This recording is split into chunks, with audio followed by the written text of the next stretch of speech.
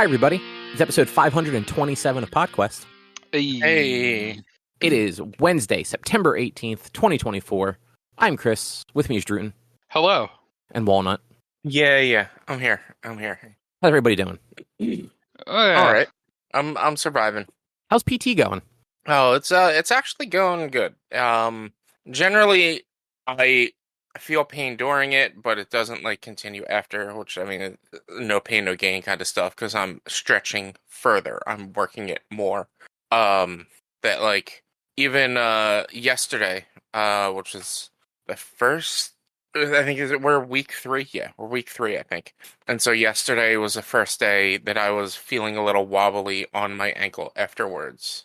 Whereas the rest of the time it's been pretty good. But yesterday, he upped everything. Everything went from 20 to 30 and stuff like that, and added more weights or more tension and whatnot to certain things. So yesterday was the first day I was a little wobbly on my ankle, but for the most part it's going all right. I actually went and played disc golf on the Saturday morning. Oh, nice. Yeah, and I was in sneakers. I wasn't in my boot, and it hurt afterwards throughout the day. I didn't walk around a lot afterwards, but I still it wasn't bad during. And honestly, if I had probably iced it when I got home, it probably would have been fine. Are you pretty much mobile at this point? Without a boot? Yeah, I haven't worn the boot since the wedding, since the Friday before the wedding when I got to Scranton. And I really only wore it that Friday because I wanted to be able to be on my feet all day during the wedding. Makes sense. Otherwise, I haven't. I'm sure maybe I got myself out of the boot a little too soon. I might have been. But I just didn't want to wear it anymore. A month was enough for me, and it's a pain to get. The worst part is getting in and out of the car with the boot, because you have to take the boot off, put on your sneaker, drive wherever you're going to drive, get to where you're going to go, take the sneaker off, put the boot on, walk around wherever you're going to be walking around. I couldn't put any weight on it out of the boot for the first month or so. But basically, as soon as the doctor he was like, yeah, you can start showering standing up. I was like, great, I'm getting myself out of this boot as fast as possible. And within 2 weeks, I was mostly out of the boot. Fuck this thing. It sucks, man, because it's a pain in the ass. It's big, it's bulky, it's heavy. It puts your foot at a 90, and that's uncomfortable to have your foot at a 90. That does sound uncomfortable, especially you said it before, you're basically in a position now where you don't have the ability to roll your ankle, right? Yeah. I can move it side to side a little bit, but yeah, I can't really I can't move it. I can only lift it up and down. That's it. And so having it sit at a 90 and then walking with it sitting at a 90, and then on top of that, since I work from home, I'm primarily walking around shoeless.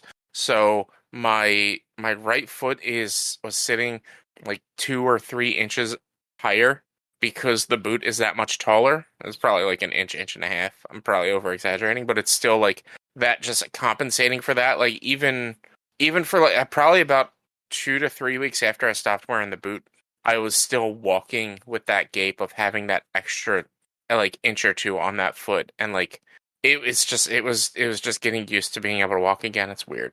It is weird, but I kind of understand. Yeah, it's crazy. It's crazy. Medical stuff is crazy, guys. But hey, at least you're on the mend. You're able to move again. Did you guys see that Switch Online is getting 4 new SNES titles? No, I didn't. Yeah, let me pull that up. They're nothing special. They're nothing. They usually aren't. Battletoads and Dungeon. They're Double Dragon. Okay, those are actually not bad. They're bad, but they're not bad. Well, the game Battletoads and Double Dragon. Oh, one game. I forgot that was a thing. I'm going to be honest with you. Yeah, that is a thing. Yeah. That's the only one I remember seeing offhand. Yeah, that's really the only one that's that really matters. Were the rest all Japanese games? It was a racing game. Here we go. Reset Arrows got it. I was looking for it. Battletoads, Double Dragon, Big Run, Cosmo Gang the Puzzle, and Kino Kun no Dodgeball, or something like that. So there's a dodgeball game, a puzzle game, a racing game, and Battletoads Double Dragon. I'm sorry, are these NES or SNES? SNES. Okay, that's what I thought you said, but I couldn't remember. Yeah. So yeah, I saw that today that they're getting 4 new titles. Yeah, no, I haven't had a chance to really look at stuff today. My day has been my client on Wednesdays usually takes me 40-ish minutes to get to. They're not far. They're down by like Villanova. Like not a bad drive. Took me 2.5 hours to get there today. Oof. There was an accident on 476 that was so bad that they just closed 476 at a certain point. Jesus. And apparently, it was closed at 8 o'clock this morning. Apparently, the accident happened at 3 a.m. Wow. I wonder. Yeah. I wonder if there's like footage of it. I'm curious as to what happened. Not footage of the actual accident, but footage of the aftermath. So I looked it up when I got to my client because I'm just like, what the fuck happened that it was so bad today? And it was apparently like a dump truck. It looked like maybe a tractor trailer was also involved and like completely on its side. And what appeared to have formerly been a car. So like it was pretty bad, and they had it completely closed from exit 9 through 13 at the bare minimum. I'm not sure how far past 13 it went, but it was pretty slow going from like exit 3 to 9 also. Mm-hmm. It's just when you got up to exit 9, they literally forced you off of 476. Wild. That's crazy. Yeah, like I said, 40 minutes into 2.5 fucking hours. It was crazy. I went to clock in for work this morning, and my system updated to Windows 11 or whatever, current Windows. 11. Yeah. It updated to Windows 11, which I went to clock in, or I went to turn my computer on at like 8:20, and I was sitting there until 8:30 before I was actually on my PC. So it took 10 minutes. So it's 10 minutes already that I'm late from clocking in when I'm already 20 minutes late. Which my boss doesn't care that I clock in late as long as I make up the time, which I generally always do. Then certain systems wouldn't work. So I had to call IT. The IT guy, he's like, he tries some things. He's looking at like the control panel, and there's like a bunch of applications that need updates. So he clicks to update all of them. And then he goes into another portion and checks the application that's not working and right clicks to tell it to fix itself. And nothing happens. Because he's also updating like 10 other fucking applications. And he gets impatient, so he tells it to fix itself again. And nothing happens. Because he's still updating shit. So he right clicks to try to have it fix itself, and finally, like, there's no fix itself prompt. So probably worked. And then he goes to run it, and he can't figure something out. So he's like, you have to restart your computer. And my taskbar is gone, is missing, because everything is fucking updating still. And I'm like, okay, well, I gotta wait for this stuff to update. He's like, well, I'll put you on hold. So he puts me on hold like 2 or 3 minutes later, or like a minute or so later. Taskbar pops up. I can restart. As it's restarting, still going through updates because I had to restart and update. He takes me back off hold within it was like 3 minutes. He's like, "Are you back yet?" I'm like, "No, I'm still restarting. It's an update. I don't know why you guys didn't push this through over the weekend or some shit like that. You could have told me to keep my PC on and push it through over the weekend. Why are you doing this today?" Finally, I get back on, and the thing's still not working. The application's still not working. So he goes into the command prompt and types in GP update, enter. Yeah. And it runs. And error, didn't work. Okay, so he disconnects the thing. Goes back into the command prompt, GP update. Still fucking errors. Doesn't do anything on my computer and just runs GP update again 4 more times. Each time it says that it errors and was unable to complete. But doesn't do anything in between doing that.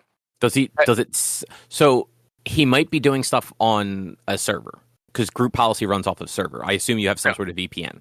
Oh yeah, it's Global Protect. Okay. Oh, yeah, that's thing's a pain in the ass. That's what our parent company uses. You know what though? You use a company provided computer, so actually that's not as bad. They're just they're fucking temperamental, but if they're company owned devices, it's less of a problem.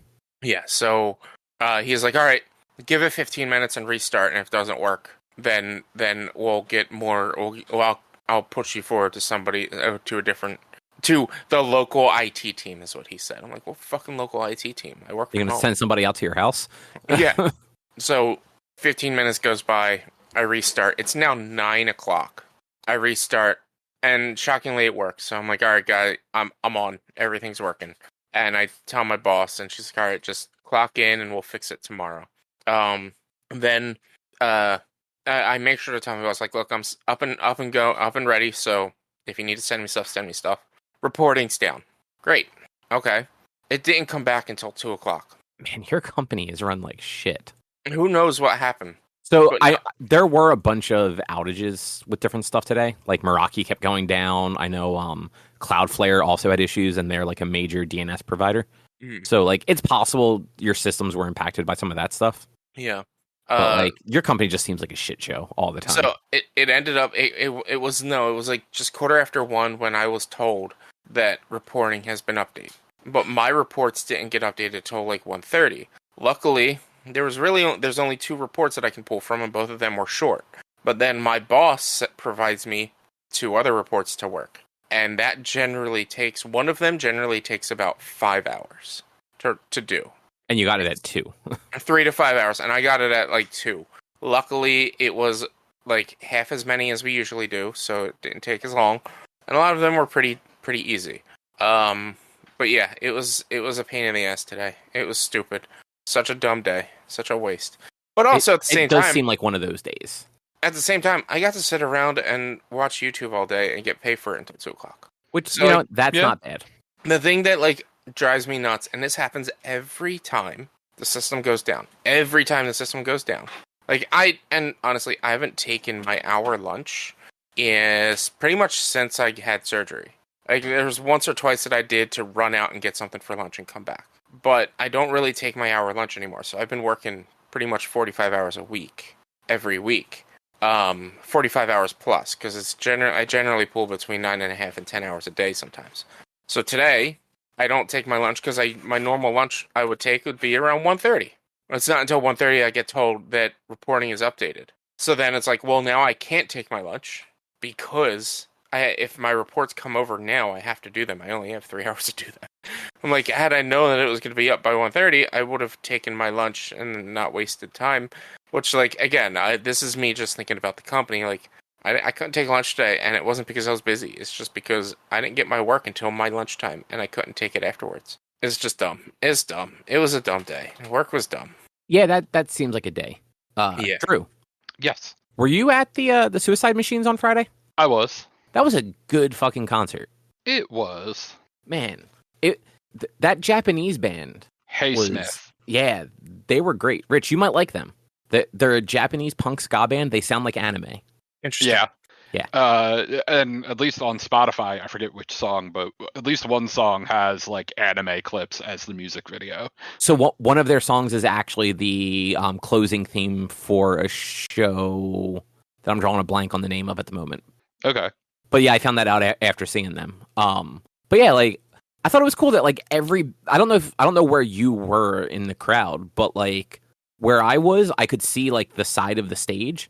The first 3 bands were just on the side of the stage the whole time, like dancing and singing along with whoever was playing. Mm-hmm. Oh, you must have not been that far from me, because I was also like to the right side of the venue, so you could see to like where they come onto the stage from. Oh no, so I was actually at the very front on the left. Like I was one person away from the railing, like lined up with like where the microphone on like the left side if you're facing the stage usually is. So like I just had a good view from being that close to there. Fair. And like actually a couple people from Hey Smith kept coming into the crowd to just watch on stage. Yeah. Like their trombonist was there during Kill Lincoln, and then their bassist was there through the Suicide Machines.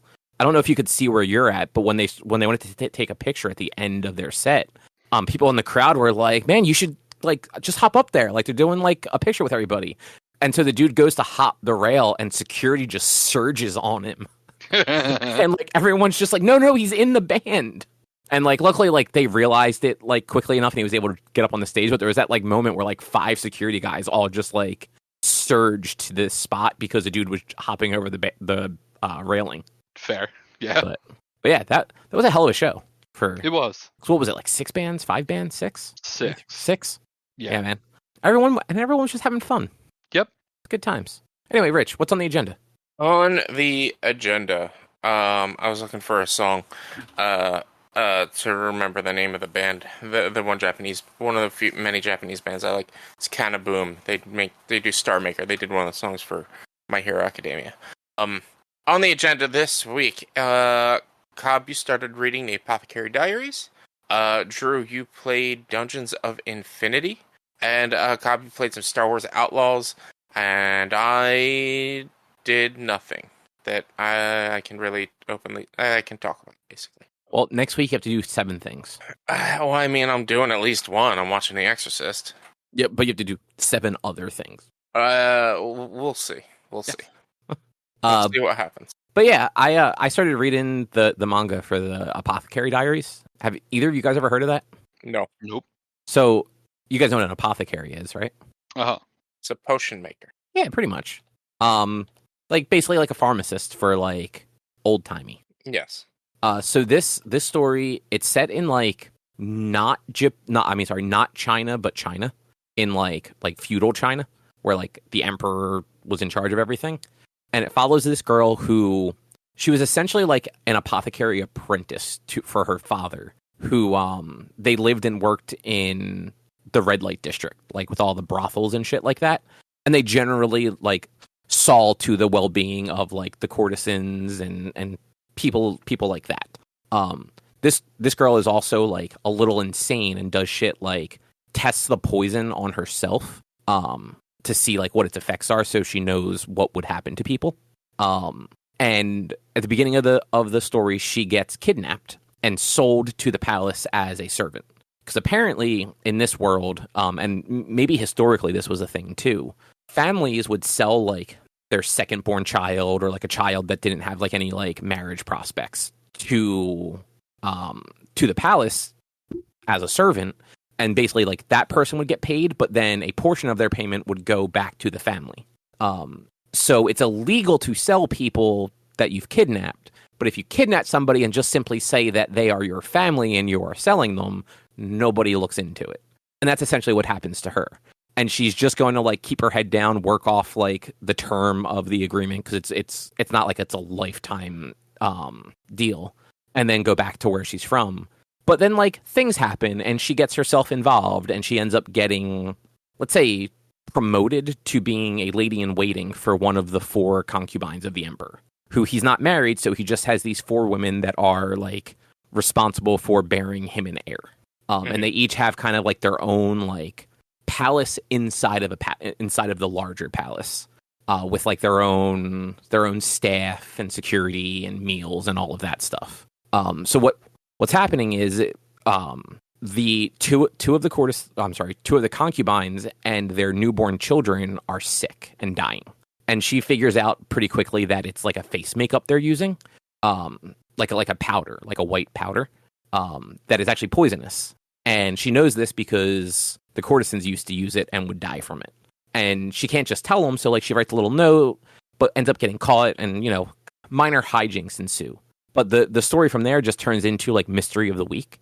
So like every volume or so, there's like a new like thing that happens that she basically gets like roped into figuring it out, because the actual doctor is incompetent and nobody else seems to really know how to like deduce anything. So she's like pouring like liquor into like silver to see if it reacts to the silver, because that would show like if it's been poisoned. She's also just like tasting things. Like if somebody's she ends up getting sent into like the taste tester to make sure things aren't poisoned. But like she'll just try stuff to see like, oh well, this person was getting sick from this. Let's see what it might be, and just see how it reacts on her.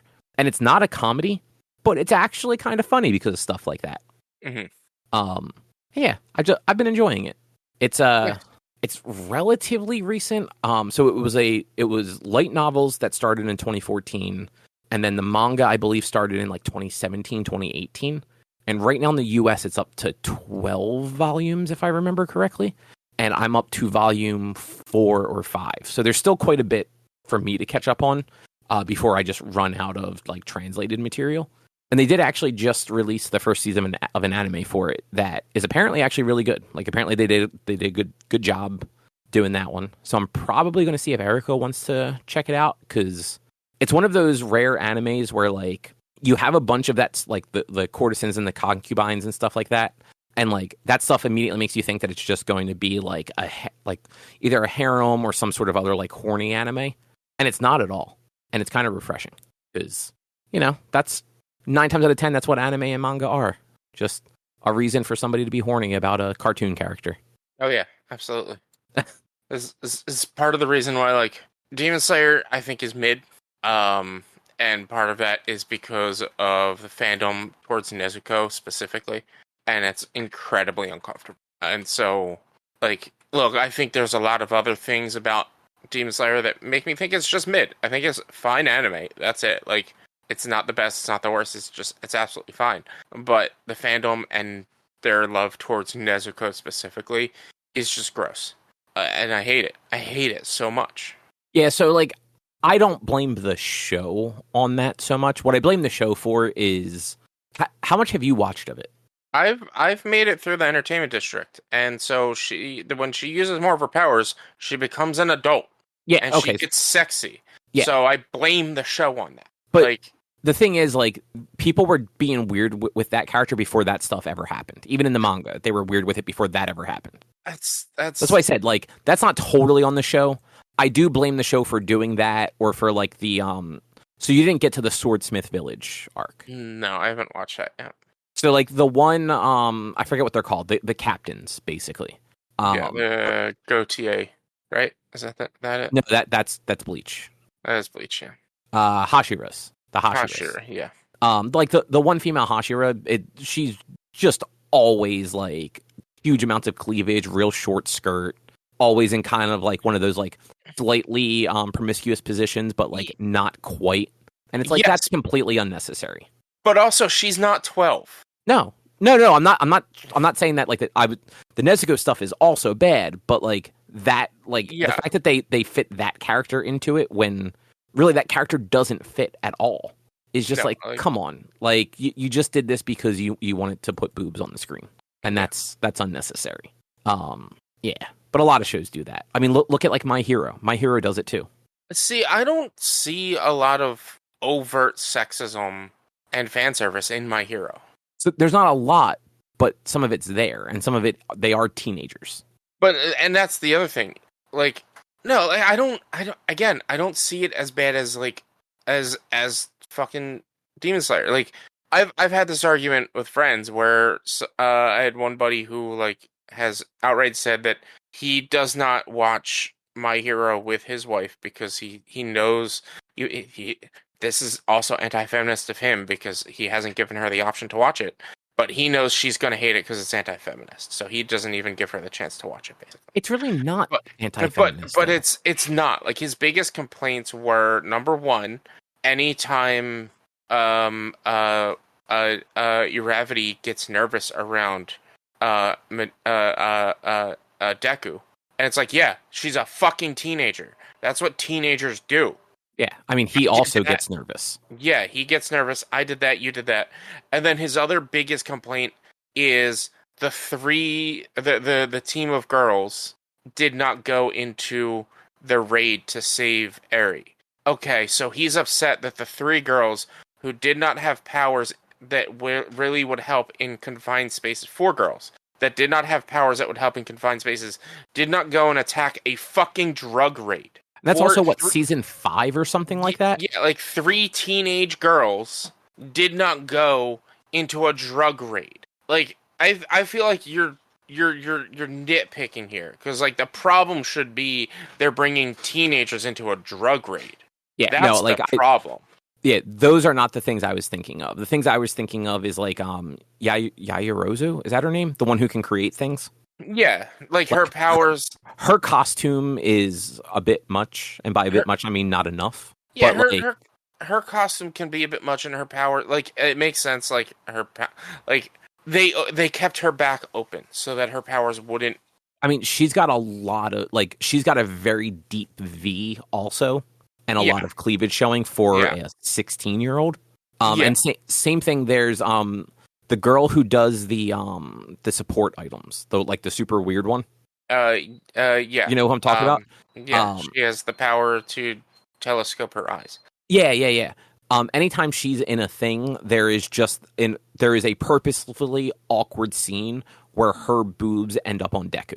Yeah. And they zoom in on it and they make a big deal about it every time, and I'm like, that's unnecessary. Yeah. But I mean, it's anime.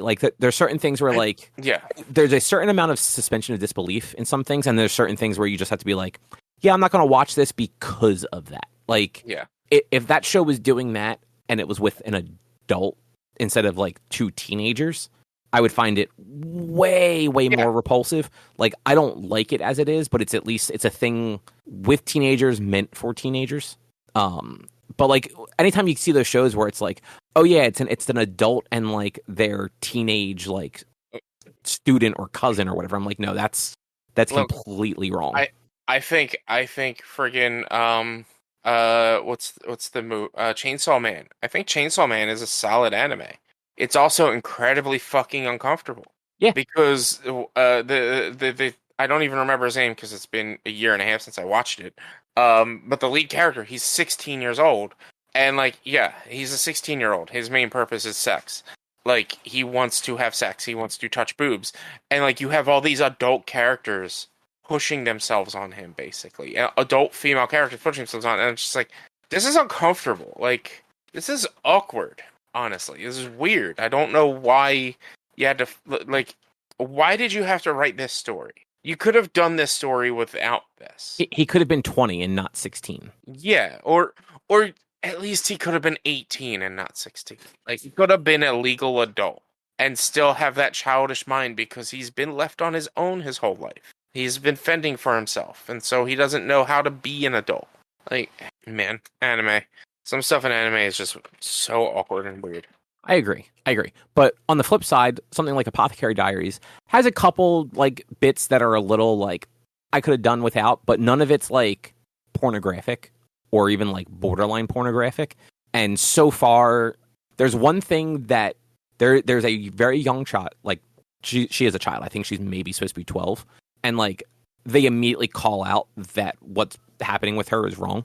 So they're at least also very this is a thing that happened in the 1400s, but it's wrong, and everyone knows it's wrong. Mm-hmm. But everybody else is at least anytime that they show somebody with a bunch of cleavage, they're more than adult. They're in their mid to late 20s at the most. And it's never a focus. Because it is supposed to be I'm assuming the 1500s or something like that. So everybody is especially clothed. But true. Hold on. I looked at Facebook and I got my memories from a year ago today. And one of the things I wrote, because it's promoting the stream, one of the things I wrote was, I was finally able to get into Starfield, and if that wasn't a Bethesda RPG, if I saw one, LOL, that's not a complaint. I very much enjoyed what I played so far, but I can see myself just losing touch with it eventually and stopping. I think that was the last day I played Starfield, is when I posted that. So the one and only day you played Starfield? I played it for I don't know what my playtime is. I'd have to look at if it's even still available, which it should be still available on Game Pass. But yeah, it was one of the last few times I played. One of the only few times I played Starfield. I mean, it's not a good game, right? It's incredibly Bethesda. That's the thing. 17 hours total is what I put into that game, which is honestly a lot more than I thought I did. But I only got 6 of 50 achievements. I have a gamer score of 60, so they're all common achievements. But yeah, I thought that was funny. I was like, man, this aged properly. You guys remember Starfield? Yeah. Did it recently have DLC? No, I think you might be thinking No Man's Sky. Did No Man's Sky recently have DLC? I'm pretty sure it did. It's I don't remember hearing anything about Starfield getting DLC at least. But that has not been on my radar. But I'm pretty sure I did hear something recent for No Man's Sky. No Man's Sky is they're keeping up with it, and they have a new game coming out soon. I don't know how soon. But it's just a singular planet instead of a universe, and it's a procedurally generated singular planet. Can't remember what it's called. Oh, I did see a little bit about that. That's right. I totally forgot. Good on them. Good on them for like having a thing that people were unhappy with and generally like bringing it back around. They're Happy Games, right? Is the No Man's Sky people? Hello Games. Hello Games. Hello Games. I'm trying to remember their new game title. I don't want your cookies. Is it Light No Fire? No. Is it? It was Hello Games, right? It is Hello Games, yes. Okay. Yep. Yeah, Light No Fire is a game about adventure, building, survival, and exploration together. Set on a fantasy planet the size of Earth, it brings the depth of role-playing game to the freedom of survival sandbox. So, like, the world itself is as big as Earth. And it's like, I don't know, it might not necessarily be procedurally generated at this point, but that's their upcoming game. I mean, good for them. Good for them. Like legitimately, that sounds slightly sarcastic, but no. Yeah. It's. I mean, look, they got themselves out of a major hole and have now sold and like an incredibly like a bestseller game at this point. Like No Man's Sky is huge. I still know people that play it. Like I still see a lot of people playing it. It is a huge game, and they continue to update it and give new content for it. So it's great that they were able to turn themselves around after the whole release debacle, which I also didn't hate. I thought the game itself that was created was fine, but like its current modern day news cycle or game release cycle, like the game you get at launch, especially a survival game, isn't going to be the game that it is at the end. Yeah, which I feel like we now live in a world where like whatever game you get at the beginning is not the game you get at the end. Yeah, unless the end is immediate. Yeah. Look, Concord might come back. It might, but yeah, but like I mean, I'm trying to think. Like, it is generally specific to, or at least in my experience, to like survival and crafting games where it's like the game changes drastically throughout. But also like even games like, yeah, you're right, like Final Fantasy 14, A Realm Reborn and Beyond, like even with the expansions and the way they've changed up, like even the combat system stuff with each expansion has like made the game a new game and a different kind of game. Like Destiny is the same way. Destiny 2 is completely different now than it was when it was vanilla. Like they've made a ton of big changes for it. Also, if you're on TikTok and you guys don't follow the Saga of Little Light, you need to follow the Saga of Little Light. I have no idea what you're talking about.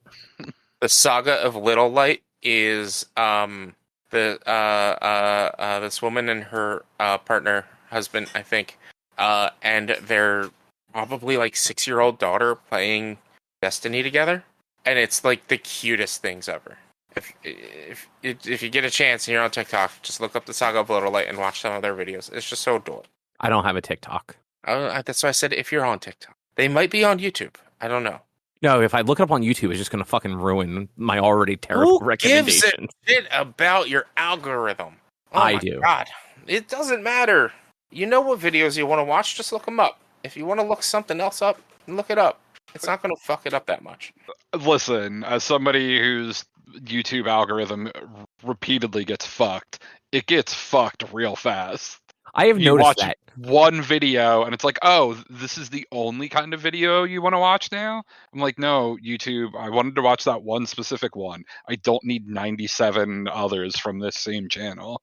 Well, I mean, the problem is you've watched everything else on every other channel you follow. So they're like, well, now that you follow this new channel... No, I don't even follow it. I literally watch one video and it's like, oh, this is all your recommendations. Not any of the videos from actual channels you follow. Here's this one channel. YouTube sucks with that now. Well, it's all AI driven. So, like, depending on how often you're actually looking at that stuff, like, yeah, like one, which I mean, you watch way more than I do, but like, yeah, one view if you only watch one thing every other week is going to just totally fuck that up, which is what happens to me usually. Yeah.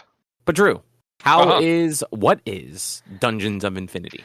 So it is Zelda Dungeons of Infinity. It is a fan-made Link to the Past based, essentially, roguelike. Okay. Yeah, it's fucking hard. Although they just patched the first boss. The first boss is, I'm actually pretty sure it's the first boss from Link to the Past. The 6 bouncing knight dudes. that when it gets down to the last one, it turns red and then like stomps. Okay.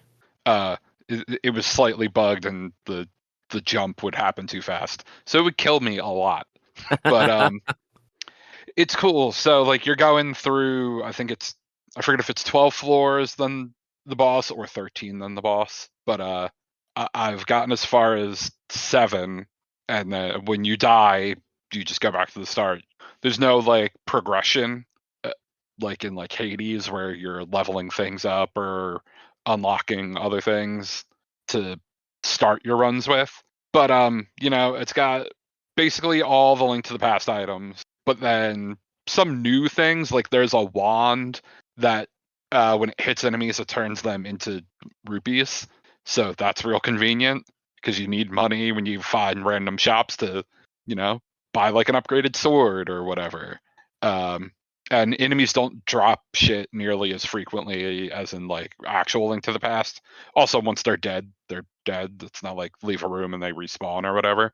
But it's all procedurally generated, so each run is different. It's the same like set of floors and same boss at each spot, but the map will be different. Okay. Yeah, it just came out like a couple days ago and like blew up, and so I made sure to go download it. I was gonna say this thing gets sure it DMCA'd won't last to death. long. So like it's a randomizer? No, Or... it is. It's its own bespoke thing. It just more or less uses all the Link to the Past art. Hey, so does Fields of Mystria. Yeah.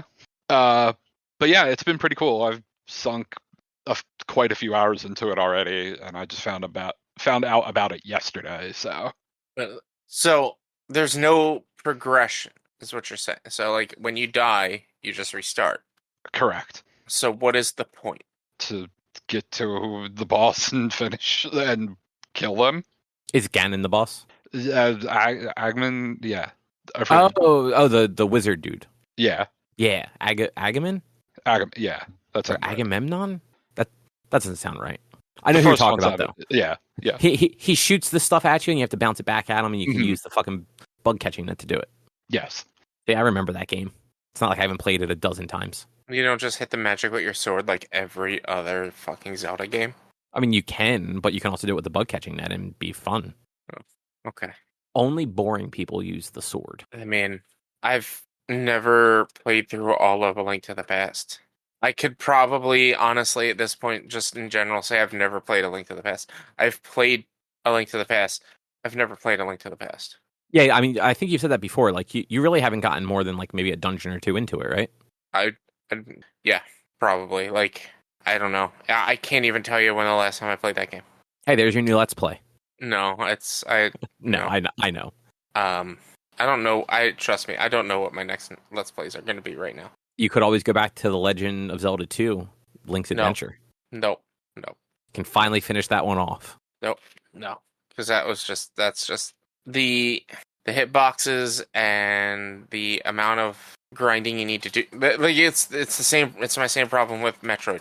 The amount of grinding you need to do after you get to the end sequence to make sure you have enough health and whatnot to go fight the boss, or to have enough supplies you need to go fight the final boss, and then getting to the final boss. It's not fun. It's like this game was. I'm sure it was fun and it was good back in the day, but now it's just that to have to sit there and grind for a half hour if you die, and then potentially you die again and have to go do it again and sit there and grind for a half hour while you're trying to resupply. It sucks. Yeah, no, I remember that one not being a good time. Yeah, like I got to the end, and there's one sequence going into Death Valley, I guess, or just going to the end of the game. There's one area that you walk into, and it's like the hit boxes and collision boxes to get across a lava platform where like it is just tall enough for Link. So you have to jump across this lava platform, but if you hit the wall on top, like it's a flat wall in front of you, so all of the space on top of Link is open. But to get across the hole that you need to get to is just big enough for Link, and there's a wall on top and the floor at the bottom and lava in the middle. And if you hit that wall, you don't keep going forward when you get to that point. You stop at that wall and drop. So you need, even just getting that jump perfect is bullshit. Because it's NES and it's fucking terrible hitboxes and collision. So yeah, that's what stopped me from even going to do the final boss in that game. Yeah, but, no, I remember when you were dealing with that.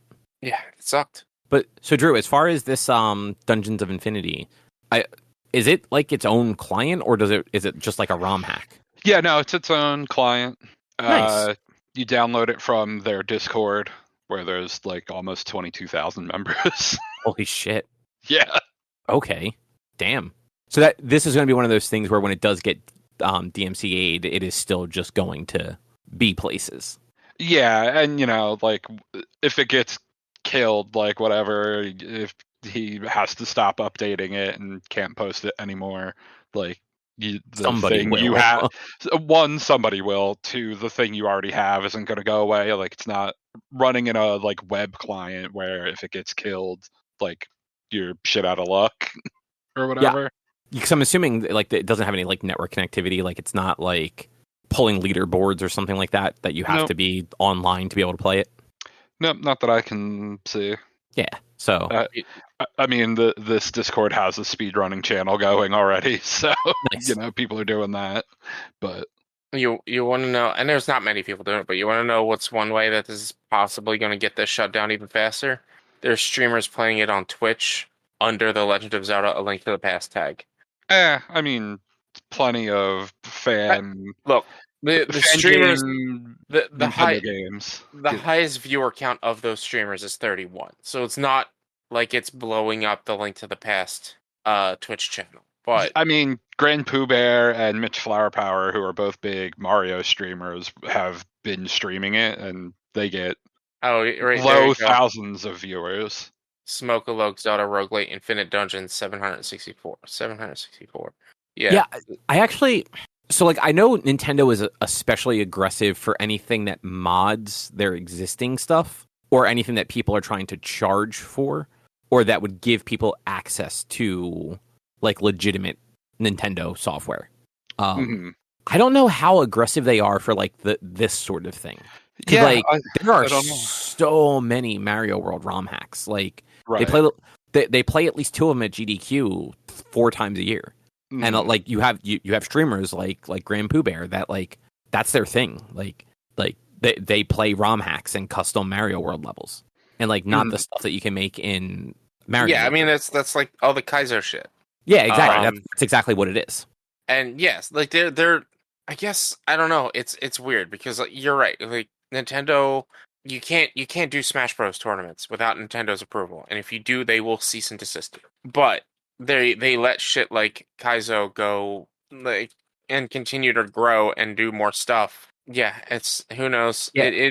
It might be it might be also like it's something that they can't really get money from Link to the Past shit. They can't get money from classic Mario games anymore. Like it's essentially not actually free, but essentially free to access Link to the Past. It's essentially free. Like it's $20 it's for me it's $5 a fucking year to play this shit.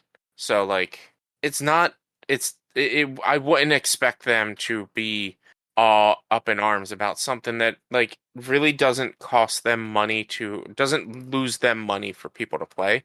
But then it's like at the same time those Smash Bros tournaments, they were brawl tournaments or melee tournaments, one or the other. They weren't the current. It was Melee. Yeah, Melee. It was Melee. Like it wasn't the current Smash Bros. It's not like they were really losing money on that. I don't remember the full story about like the Smash Bros. Shutdowns, but yeah, Nintendo's is stupid. It's stupid. Yeah, and like I was saying before, it might also just have to do with generally with these ROM hacks and stuff. And like this isn't a ROM hack, but like it's close enough to one. There's absolutely no monetization to it. It doesn't work on an actual Nintendo platform. So like they're taking the assets of the games and doing stuff with them, but they're not doing anything like that benefits them. Mm-hmm. So who knows? It's Nintendo. They might crack down on that. Yeah. Yeah. But yeah, it's cool. I'm gonna play a lot more of it. So Good. Play it until you can't anymore. yeah, I'm gonna play it till I beat it, and then decide if I want to try to start beating it fast, which I probably won't. But Yeah, that would be probably the most interesting speed run to see is a game like a roguelike game like this, to watch a speed run, because it's really just how fast can you get through each room, which obviously, even though it's called Infinite Dungeons of Infinity, there's a finite number of tiles that you can go through. So there's a finite number of things you can do. I'm sure speedrunners at this point have figured out in the coding, like, oh, if I start here, or if I start at this time, not necessarily, but like depending on what my first panel is, will determine what my run is, and maybe, who knows? Speedrunners are ridiculous, but like maybe there's a specific panel you want to start with when it comes to starting your run, and if you don't start with that panel, then you scratch your run, because this best run would give you this, which gives you these items, which helps you clear things faster. But that's like, to me, that's the more interesting speedrun to watch than like a Super Mario World speedrun game world hack where you're just jumping the entire game. I'm not even saying using the stars. I'm just saying like a glitch speedrun where you figure out how to glitch the game to get to final boss. That to me is just like, well, you're not playing the game. You're breaking the game.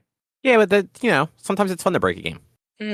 You break the game to see how broken the game can be. Hey, see, look, I do that enough in D&D. I don't need to do that in video games. Okay, so you break games though.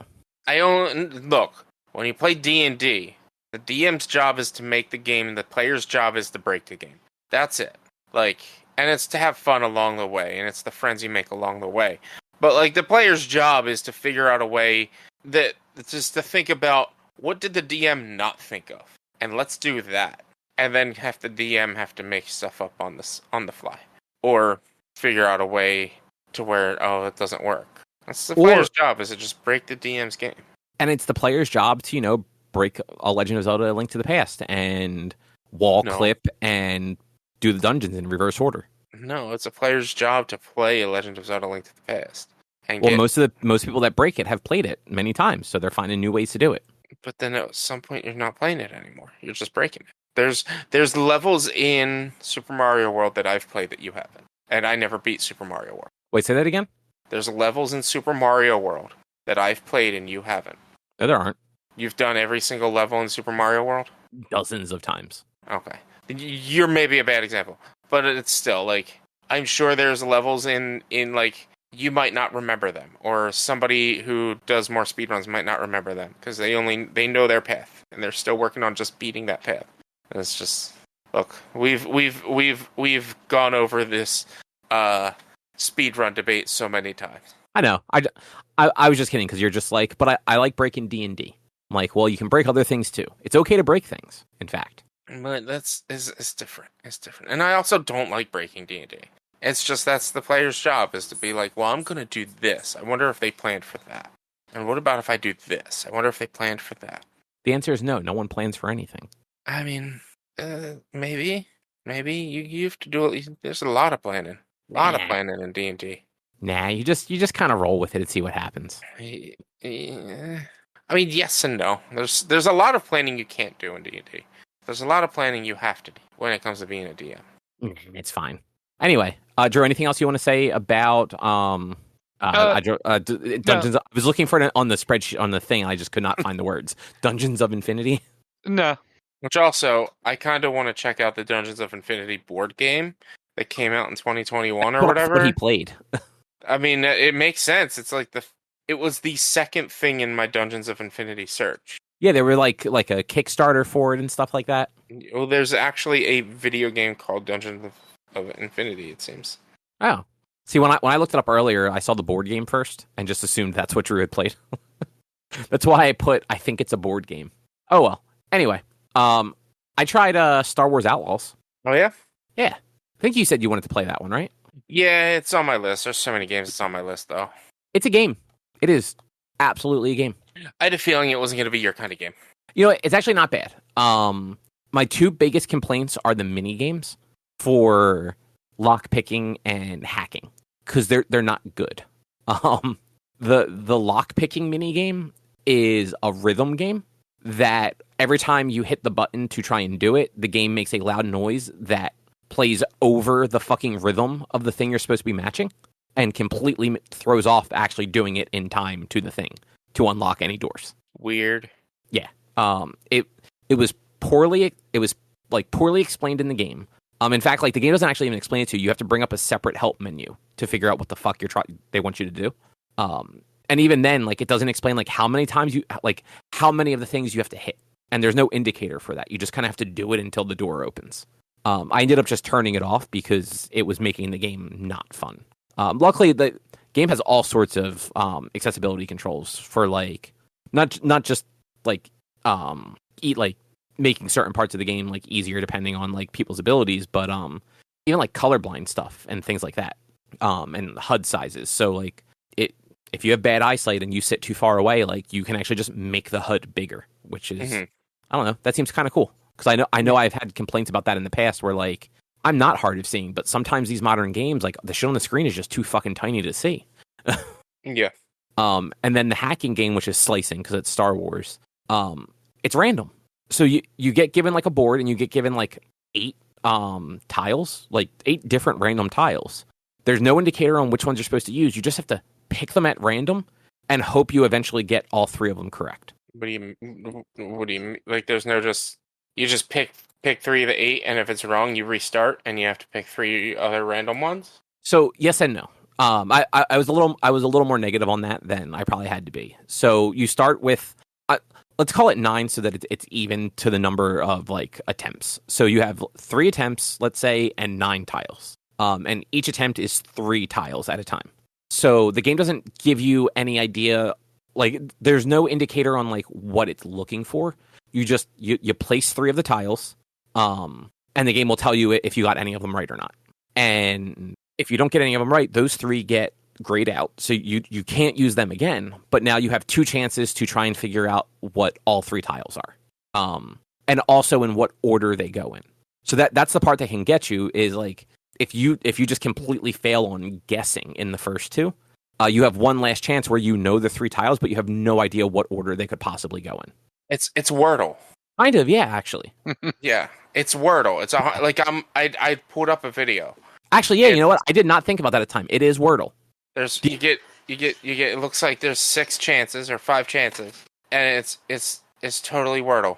Yeah. The only thing I'll give to Wordle's credit is like in English at least. There are letters that are just super common. Like every word basically has a vowel in it. If you use a word that just has a bunch of vowels, you're going to get at least a couple letters and probably know where they go also. Like there's a reason Wheel of Fortune gives you R, S, T, L, and E because they're in like so many words. And they also let you pick vowels at the beginning. Or the final puzzle gives you vowels. This doesn't give you anything. So it's just more like it's really is a crapshoot. And it just those 2 things just weren't fun when the rest of the game was actually like a lot of fun. The combat is better than I expected from a game like this, just because it's kind of a generic open world game, just with like a Star Wars covering.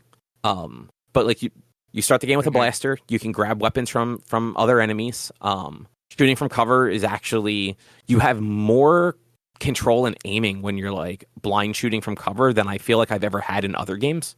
It's not 100%, but you can line up on the enemy before you shoot and get closer to hitting them every time than in a lot of games where you don't really get to pick where you're aiming when you're blind shooting. You're just kind of shooting over like whatever you're hiding behind. And then when you do pop up, the aiming is very smooth.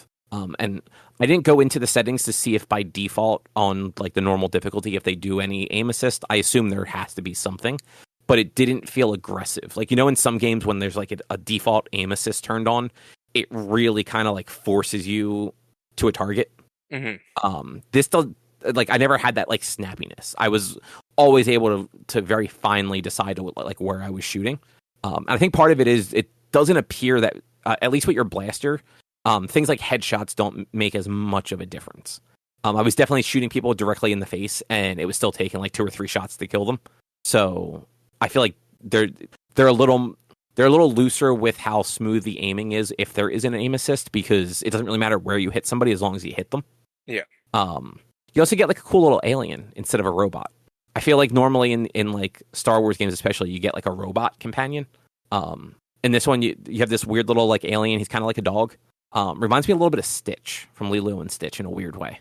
Mm-hmm. But he is your like computer, like all the stuff that most games have like a computer do. That's what he's there for. His name is Nyx. Okay. So like you hold the button and he scans the environment for you and will put little glows around nearby enemies and will highlight where like power cables run so that you can disable cameras and electric barriers and shit like that. You can send him to distract people, so you can actually send him into like a security camera zone, and he will just like dance in front of the camera so that the camera focuses on him, so you can walk through the camera without being detected. Or you can send him to do the same thing to like enemies, and the enemies don't shoot him immediately because they just see this weird little dog alien creature, which I think is neat. It's better than like sending like random drones and stuff to like distract people, because he does. He kind of like runs over and like does little dances and hops up and down and shit. You can also just send him to attack people. He'll go like jump on people's faces and like scratch and bite at them, and then you can sneak up and either like melee them or shoot them from a distance. Mm-hmm. But yeah, otherwise, open world. The first planet is actually pretty confined, which was nice because on the first planet you get no map or anything. You do get one once you get away. But there's a few times where like, hey, we need to head back to this place. I'm like, I have no fucking clue how to get back to that place. There's no map because it's not like an actual destination marker. You have like the compass at the top the way most games do, and as long as you're pointed in the direction of like your target, like you kind of get there. It wasn't one of my like quest destinations, so I'm just going to wander around until I find the place. And I ended up, funny thing is, by the time I got there, I didn't need to be there anymore, because the whole quest I had at the time was I needed 100 credits to pay somebody to fix something. And one of the early things you get is a person is like, man, I just found out about this like surefire bet on like not the horse races, but in the last, so you're on Canto Bight, the casino planet from The Last Jedi. And so you have somebody that knows what alien horse thing from the movie is going to win. Mm-hmm. And he's like, yeah, here's a data pad with the winner. And you're just like, great, I'm just going to go place the bet for myself and keep the money and then go turn in the winnings, so that I can get my thing repaired. And so I spent like 15 minutes just like wandering around the city trying to find where I started, where you can place a bet.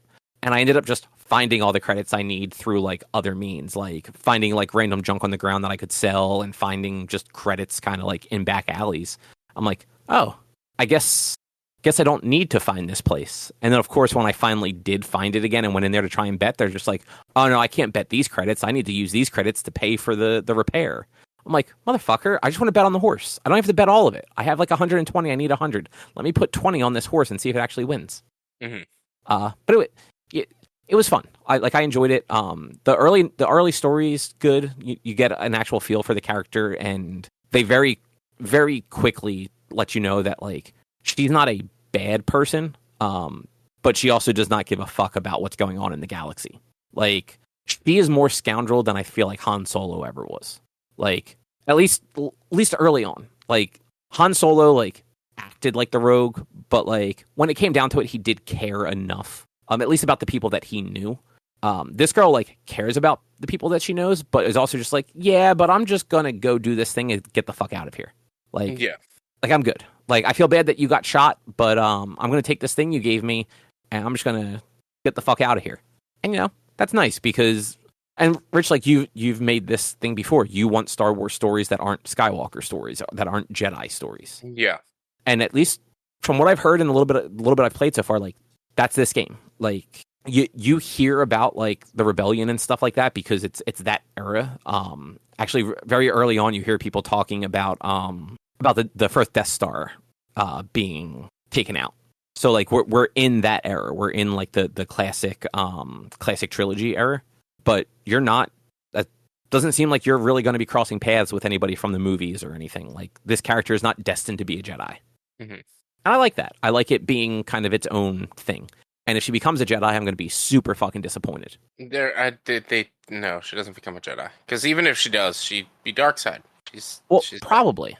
But no, I don't.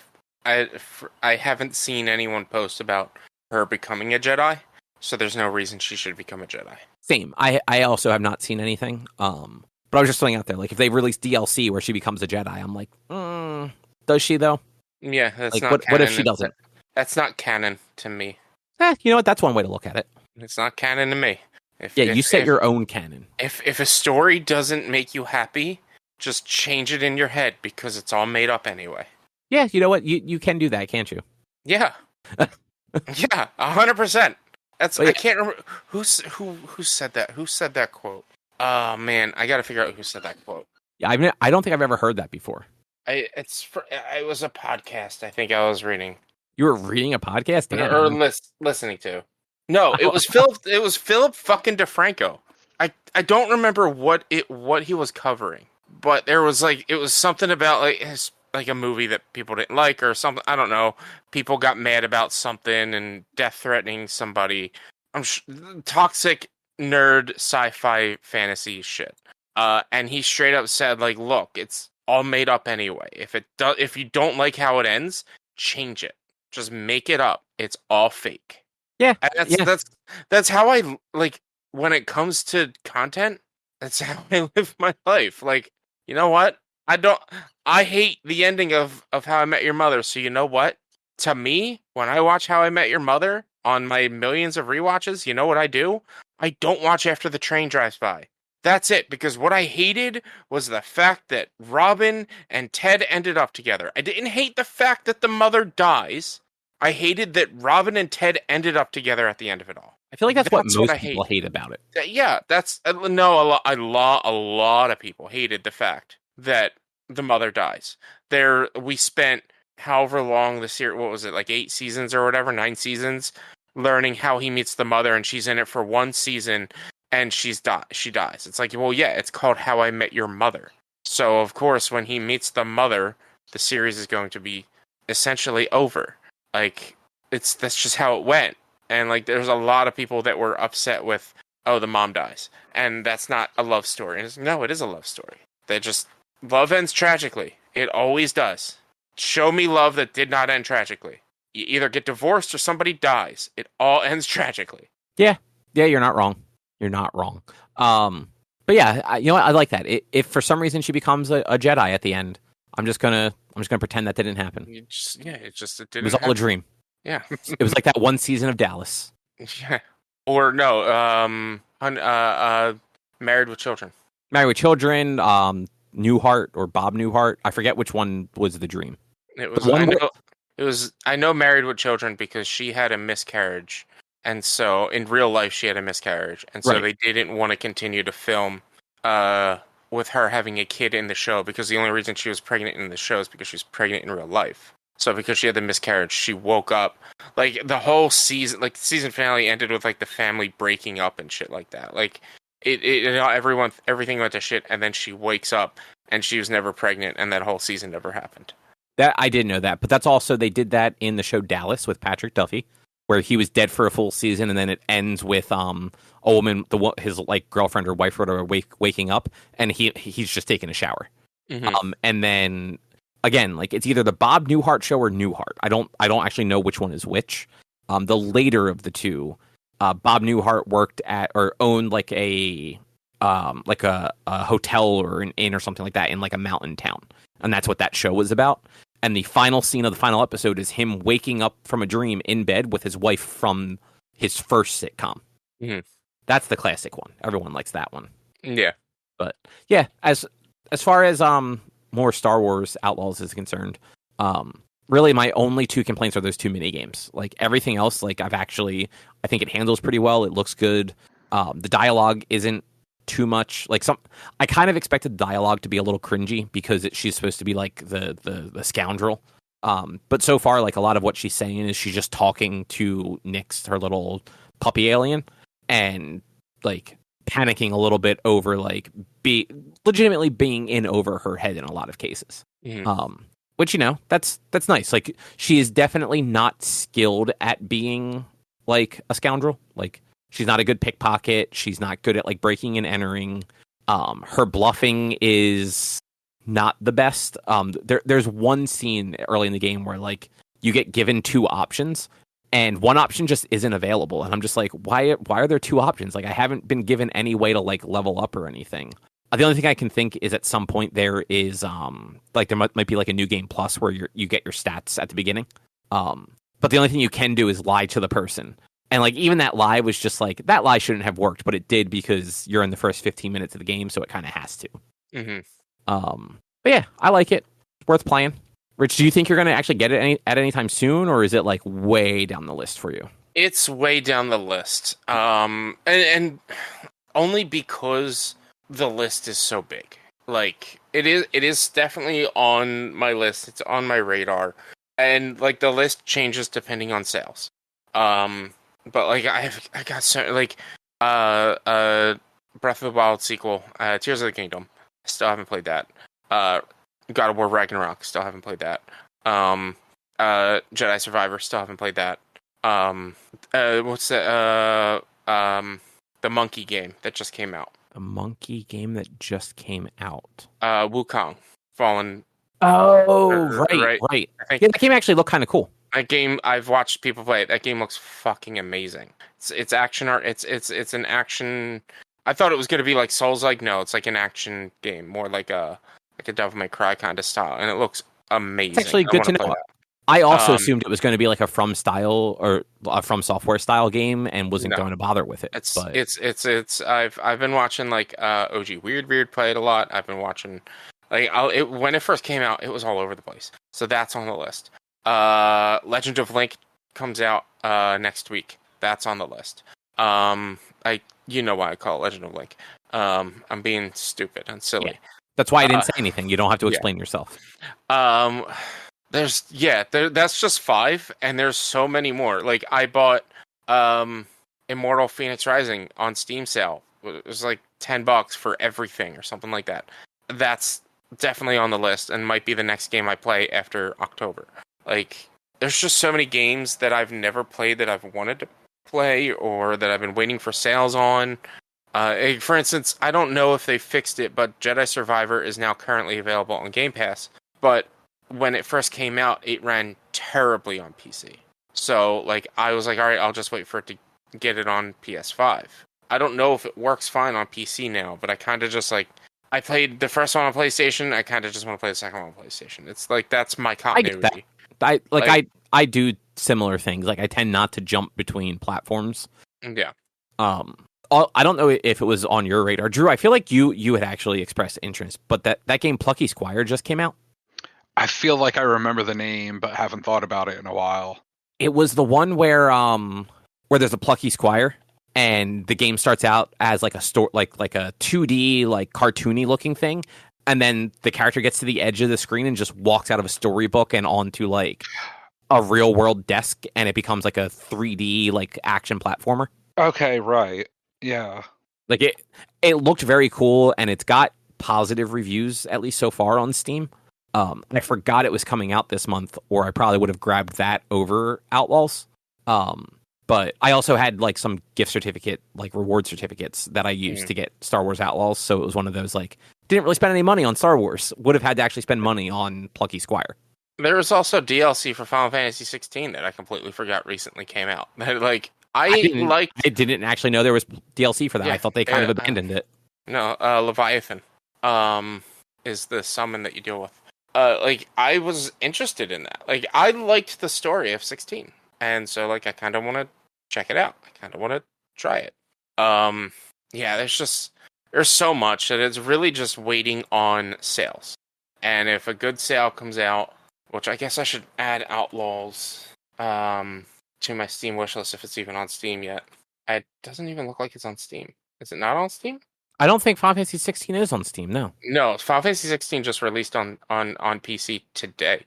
Oh, wow. Or recently. I'm talking Star Wars Outlaws. Oh, is it not on out? I thought it was on PC.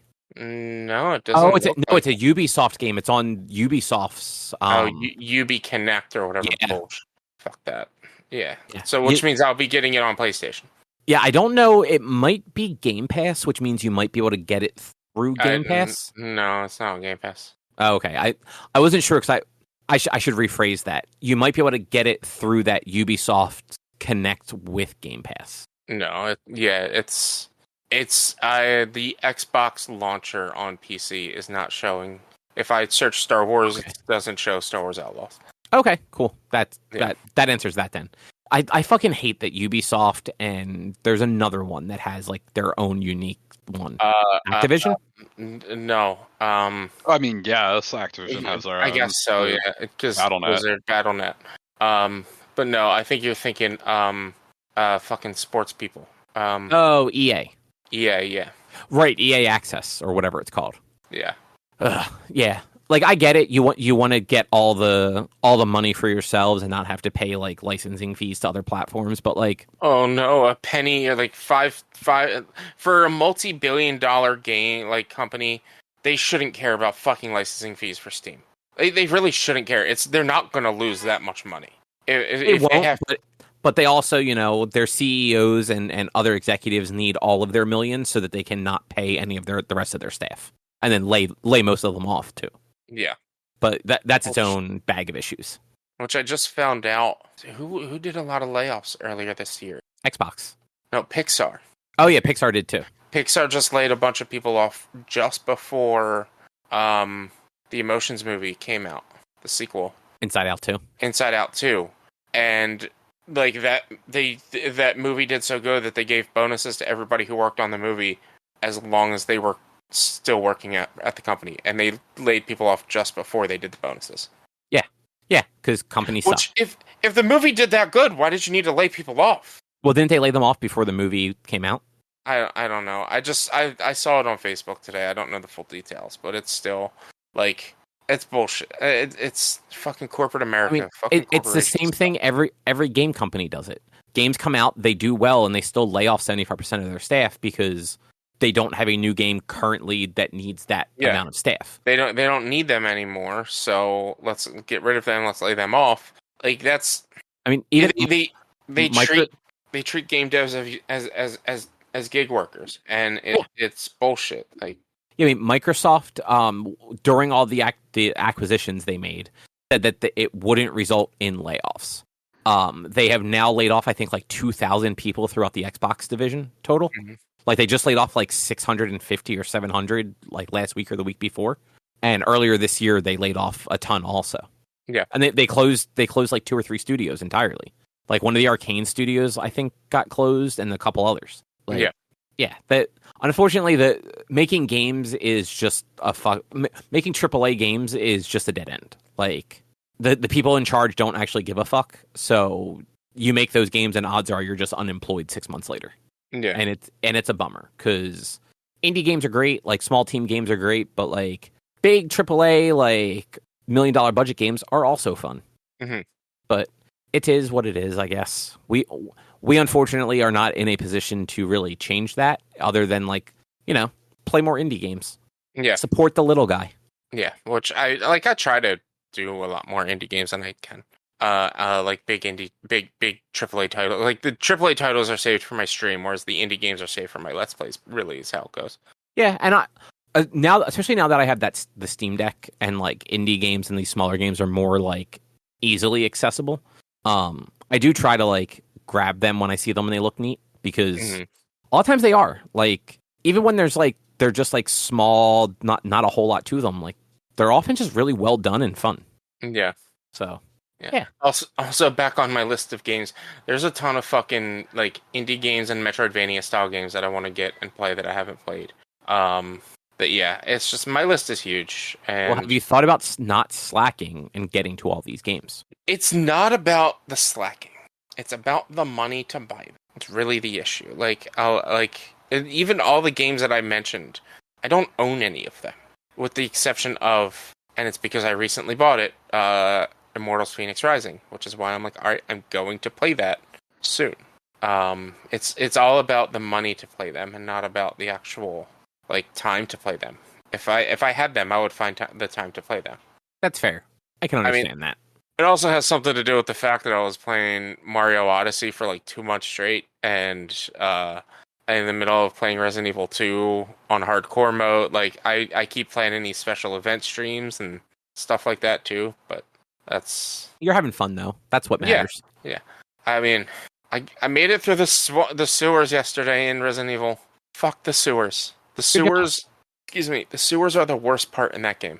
In Resident Evil 2 remake, the sewers are the absolute worst because there are I don't even know what the monsters are called, but the monsters can poison you and potentially just kill you in one hit.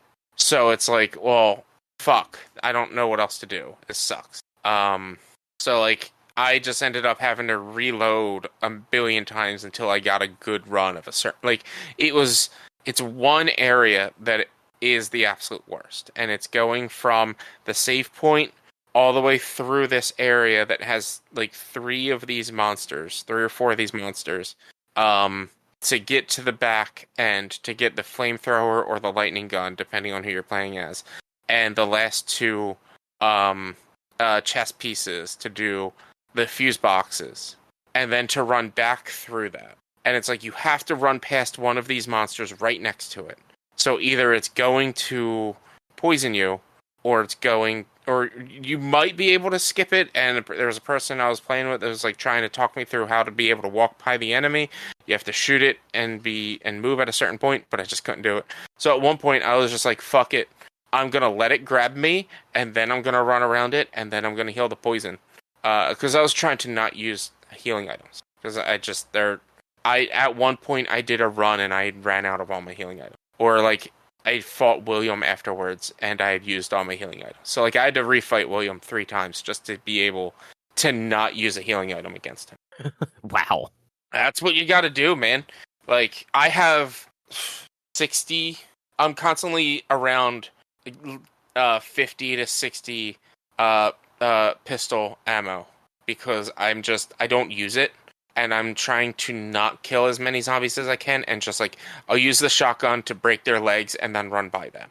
Like I'm trying to use as little ammo as possible because you need the last two fights, the last fight and the next major boss fight against William. Like you have to kill him. There's no running away from him. You have to shoot him a bunch of times and kill him. So you need all the ammo for that, and then you need all the ammo for Mr. X or the final fight of William, depending on who you're playing as.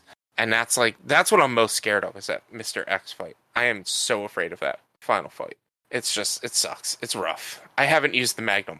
Like I am just not saving it for him. I am not using the Magnum. I'm not going to use it against William. I'm only going to use it against Mr. X. I think I might use it against William, but I have to read up on the William fight and just see like the best way to do that. Because ammo gets limited. It's very limited. Which I mean I feel like that was like a traditional thing with Resident Evil. That's survival horror, is you have limited ammo. Like you get enough to potentially make it through, but you don't want to have to kill everything. That was like my biggest issue with Resident Evil 4, is they have like the system where enemies will drop items and ammo, and they always make sure you have just enough ammo. If you're running low on ammo, the enemies will drop more ammo for you. So like that takes away the survival horror aspect of it and turns it into just an arena shooter, which it becomes just boring to me. I mean, it kind of is. Like there's no threat in running out of ammo, because it's just I'm out of ammo, but I'm almost out of ammo, but I killed this guy. Oh look, he just dropped a bunch of machine gun ammo for me. Great. No, I'm not almost out of ammo. But you could be if you just didn't pick any of it up. True, but then you can't get through the game because that game requires you to kill enemies to clear areas. That's true. That's again, that's why, like, after playing them all, when I went over it, that it feels more like an arena shooter than a survival horror. Though I did see like at some point in those games, you can get through certain sections without actually having to kill everybody. They're timed more than clear. Like if you just survive long enough, like doors open. But that also doesn't seem like a good time. No, that sounds boring as hell. Well, I mean, it's going to be slightly stressful because you are running around, but yeah. But anything else either you guys want to talk about? No, that's it. All right. Well, that's going to be a show for this week then. If you would like to find more of our content, you can head over to www.one-quest.com. You can also help us out by supporting us at patreon.com/OneQuest. If you can't support us there with your dollars, though, you can go to your favorite podcast platform, Apple Podcasts, Spotify, YouTube. Rate us, review us, subscribe to us. All of it helps. You can also find us on social media, facebook.com/OneQuestOnline or at @1_Quest on Instagram and Twitter. Our YouTube channel is youtube.com/OneQuestVideo. And you can always send us an email to social@one-quest.com. And Rich, what's your streaming look like? Twitch.tv/B_Walnuts for video game streaming Monday, Tuesday, Thursday, and Sunday. So here's the deal. I'm almost done Resident Evil 2 Leon on hardcore. I am planning on having that beat by the 24th, which is next Tuesday. And then I'm not going to start Jill. We will, or Claire. We will do Claire in November or after I beat all of the 3 Alien horror games I have planned for October. So giving yourself like a little gap beat so that you don't have to try and rush through it before. Yeah, it's not on purpose. I thought I was going to have Resident Evil beat sooner, but I started it a lot later. I took a bit of a break. Like, I started it on the 9th, and I took the 10th off. So, like, I was already, like, behind, and I've only been playing it on my Mondays and Tuesday streams. So, I haven't been putting as much time into it as I did back when I did the Resident Evil October. So that's why it's taking me longer to beat it. Plus, like I said, I played for 2 hours yesterday and got maybe 20 minutes into the game. Like, it's hardcore, so you're restarting a lot, you're dying a lot, you're trying to figure out the best paths so that you use the least amount of items. And that's kind of what's, like, delaying it. And also, I'm not saving a lot because, I mean, at this point, I could probably save every time I come across a typewriter because I have, like, 8 ink ribbons left. But I wasn't saving a lot, so if I were dying, I were having to restart a lot more. Or redo a lot more. So it's taking a bit longer, which I didn't expect. So, initially able to do them both this month. It's going to be Leon, and then in November we'll do the others. But all of October, Alien Isolation, Close to Protocol, and then if we have more time, Dead Space Remake.